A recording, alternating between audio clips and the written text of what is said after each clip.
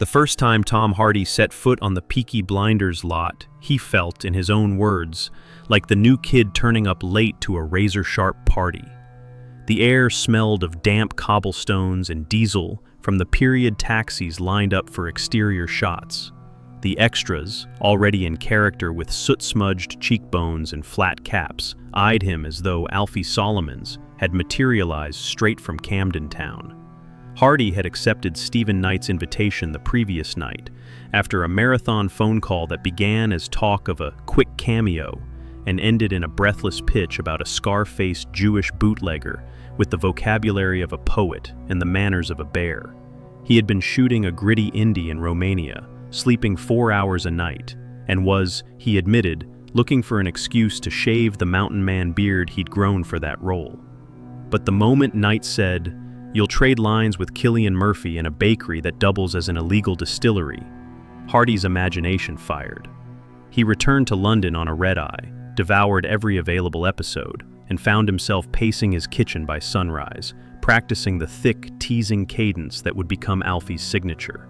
24 hours later, he was in Birmingham, leaning against a prop forklift, while the costume department pinned a threadbare waistcoat to his barrel chest. Things will get even more interesting towards the end of the story. Don't forget to subscribe to the channel before continuing. He didn't expect his first scene to involve an unscripted pratfall that would become legend among YouTube compilations of Tom Hardy, Peaky Blinders funny moments. The floor of the bakery set was dusted with real flour for authenticity. During a wide shot, Hardy lunged toward Murphy with such conviction that his boots skated across the slick plank boards. He and Cillian crashed into a tower of fake sourdough, sending loaves ricocheting like cannon fire. The room exploded with laughter, even from Stephen Knight behind the monitor. Hardy, ever the method actor, sat up, flour coating his hair like premature snow, and growled in Alfie's gravelly timbre. "See, Thomas, this is why I prefer rum to bread. Bread'll betray you." In fact, it meant a lot of things, bad memories and good lessons learned from them. The take was unusable, but the crew begged for a blooper reel, and Hardy earned instant honorary membership in the gang. I'm going to share with you some of the many hidden stories that take place between takes of this gripping series. As a movie lover, I want to discuss every scene with you. His initiation, however, wasn't all slapstick. Over the next months, Hardy learned that the BBC series operated with military precision. Call times were brutal, night exteriors colder than a black country canal, and the dialect coaches unforgiving. There was a day when a malfunctioning rain rig flooded the Garrison pub set, short-circuiting lights and turning the floor into a wading pool. Hardy, soaked through and shivering, stayed in character, improvising a monologue about Noah's Ark and black market umbrellas, while technicians bailed water with sandbags. That unbroken take later helped him lock Alfie's unpredictable rhythm, equal parts threat and stand-up routine, that audiences would Google for weeks under Tom Hardy improvises Peaky Blinders scene. He was a character that people would have liked to see in this series. Tom had the most appropriate skills to contribute to this series with his acting as an improviser. In the continuation of the story, you will realize how right the decision was. Between takes, he and Murphy developed a ritual, wordless staring contest to maintain the simmering tension their characters shared. Crew members placed bets, Murphy usually won, but on the rare occasions Hardy held the gaze, he'd puncture the silence with a ridiculous dad joke, leaving even the stoic lead doubled over. Their chemistry wasn't limited to laughs. During a climactic confrontation scheduled for episode 6, Hardy suggested they forego rehearsal, believing spontaneity would sharpen the danger. On action, Murphy advanced with Shelby's icy calm, while Hardy countered with Alfie's nervous lip-licking. Neither actor blinked for 32 seconds, an eternity in screen time, until Murphy's revolver pressed Alfie's temple. Off-screen, the makeup artist whispered that Hardy's pulse thrummed so hard you could see it shaking the brim of his hat. Hardy also discovered the set's unofficial mascot, a one-eyed rescue dog named Duke, originally hired for a background alley shot, but quickly adopted by cast and crew. Duke adored Hardy, perhaps sensing a kindred scrapper. He'd trot into frame at the worst moments, tail sweeping soot off the cobbles. During a tense boardroom sequence, the dog curled beneath the conference table and let out a heroic snore just as Hardy delivered the line, "This is the sound of God, mate." The take was ruined, but the director kept the audio of cast laughter for the season wrap gag reel, a clip that now ranks under Peaky Blinders behind-the-scenes bloopers, with millions of views. Hardy later paid Duke's adoption fees and arranged for the pup to live on his countryside farm, proud to give the dog a retirement worthy of a Shelby. Yet the most poignant day came when the script demanded Alfie's apparent demise on Margate Beach. Hardy arrived before dawn, sea fog crawling over the sand like restless ghosts. The prosthetics team spent an hour painting a mortal wound across his cheek, a reminder of the character's violent schema. Between setups, Hardy wandered alone past the camera trucks, contemplating closure. He'd grown protective of Alfie, of the lopsided morality and surprising tenderness beneath the violence. As he stared at the gray channel waters, he felt, momentarily, bereft. A seagull swooped low, snatching the sandwich from his hand, and the absurdity yanked him back to humor. When the final shot wrapped, crew members applauded, some wiping tears. Hardy teased them with a raspy, "Don't clap yet, I might come back with a patch and a parrot." Months later, night indeed called to resurrect Alfie, proving Hardy's intuition right and setting Google aflame with Alfie Solomons' returns. What few fans know is how Hardy used his off time to mentor day player actors. He'd gather them in a corner of hair and makeup, demonstrating vocal exercises learned at drama school. One afternoon, an anxious extra confided that it was her first TV job. Hardy improvised a mini-scene so she'd have dialogue, ensuring her face made the final edit, and her pay grade jumped. That gesture, whispered about in cast trailers, is why you'll find Reddit threads titled, "Tom Hardy acts like a real-life Shelby." He never boasted, never announced the kindness, just flicked a grin, rubbed Duke's ears, and headed back under the blazing period lights. There were challenges too, times when exhaustion frayed tempers. Night shoots sometimes ran until 4 a.m., and Hardy's reapplication of Alfie's intricate beard took 40 minutes. At 3 in the morning on Newcastle's frozen quayside, he accidentally nodded off in a folding chair. A crew member tapped him awake for the take.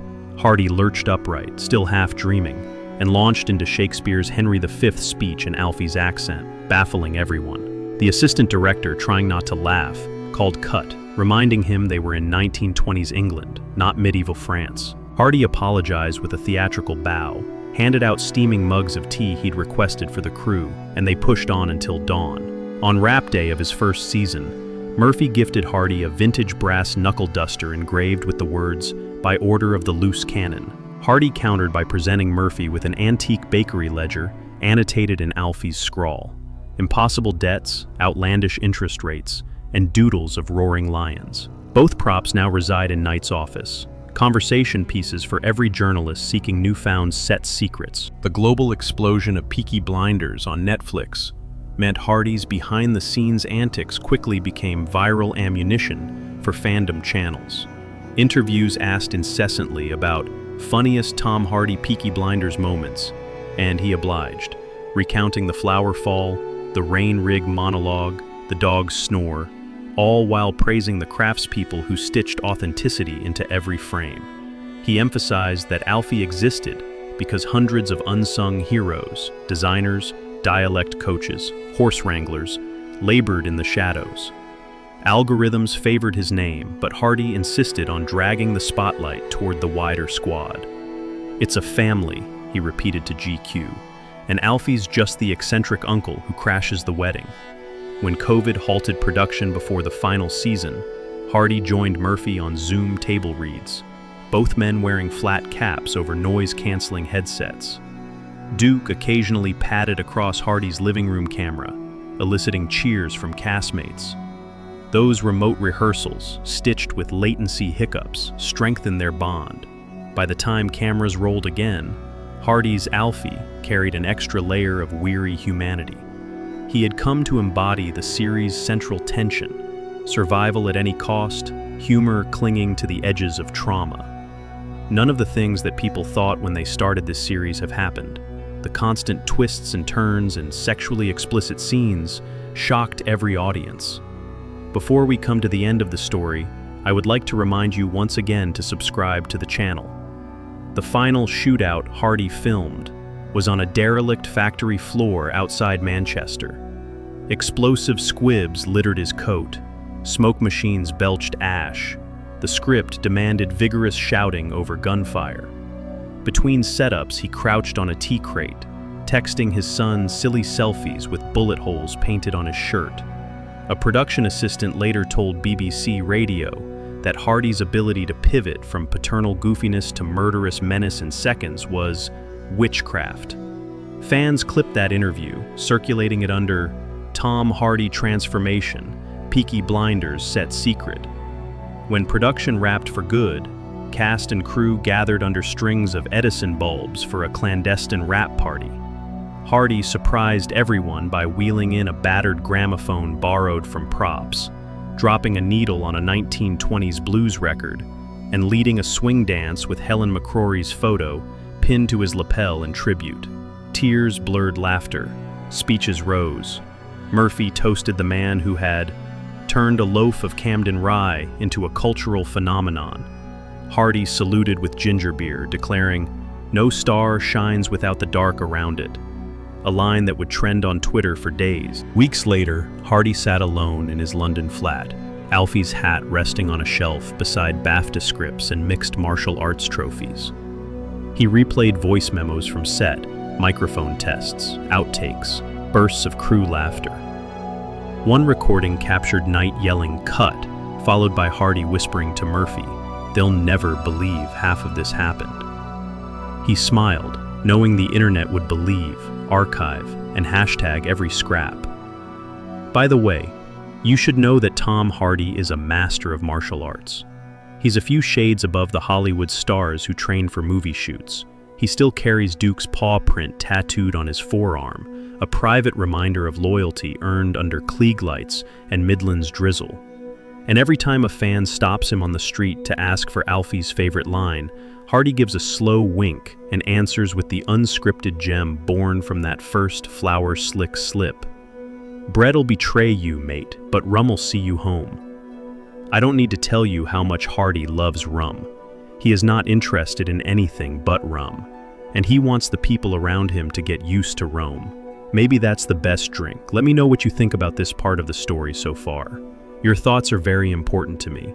Your support will ensure the quality and continuity of my stories. You can be sure of that.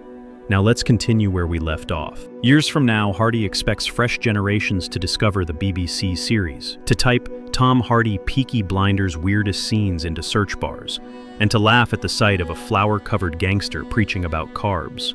What he hopes they'll also see is the invisible scaffolding of camaraderie, the way humor and hardship twine on a set, and how an actor can walk into a world not his own and, through respect, mischief, and craft, leave it richer than he found it. He looks back on that first trembling day in the bakery with affection now. The stumbling entrance, the mock sermon to Murphy, the spontaneous blooper that cemented a character. It taught him that mistakes, when met with laughter and open hearts, can forge something indelible. Peaky Blinders gave him a stage. He returned the favor by filling it with chaos, kindness, and a dog named Duke. The legacy endures in every replayed clip, every meme, every late-night search for Tom Hardy bloopers. Proof that even in a saga of violence and revenge, the loudest echo can be a burst of unbridled laughter, and the quiet knowledge that belonging is earned by those bold enough to slip on the flower and keep dancing. Don't forget to press the like button if you like my stories. If you know what I'm missing or what you don't like, let me know in the comments, and let's create an environment where movie lovers like me can chat together. Which Tom Hardy movie would you like to see behind-the-scenes footage from? Please let me know which stories you would like to be notified about. I guarantee that I will offer you the best story. If you like my stories, be sure to subscribe and support me. I love you and movie lovers extra much. I wish you healthy and happy days with your family.